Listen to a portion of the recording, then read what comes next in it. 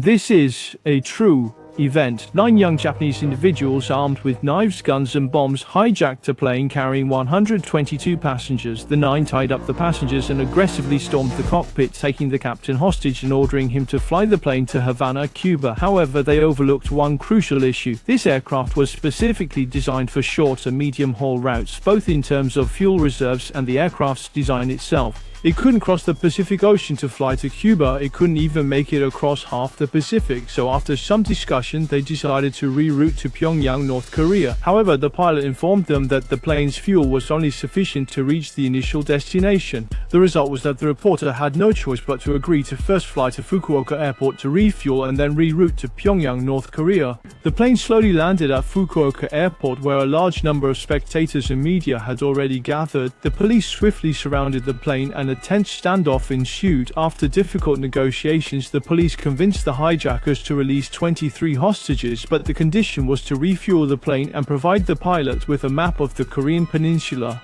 Once everything was ready, the plane took off again, heading towards Pyongyang, North Korea, but as it approached the 38th parallel north, the captain received a radio signal. "This is Pyongyang.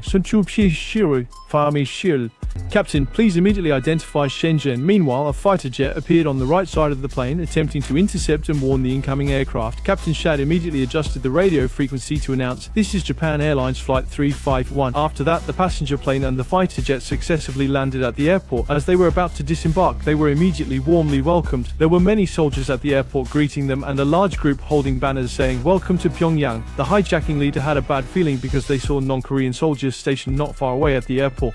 To clarify the truth, the hijackers asked the hijacking man if this was Pyongyang and further inquired about North Korea's 5-year plan. They also demanded large photos of the leader Kim Il-sung. After realizing the other side could not answer, they refused to get off the plane. After several hours of negotiation, the South Korean authorities finally admitted they were now at Gimpo Airport in South Korea. The previous radio communication and fighter jets were all part of a carefully devised plan to deceive the hijackers, but now this plan has failed.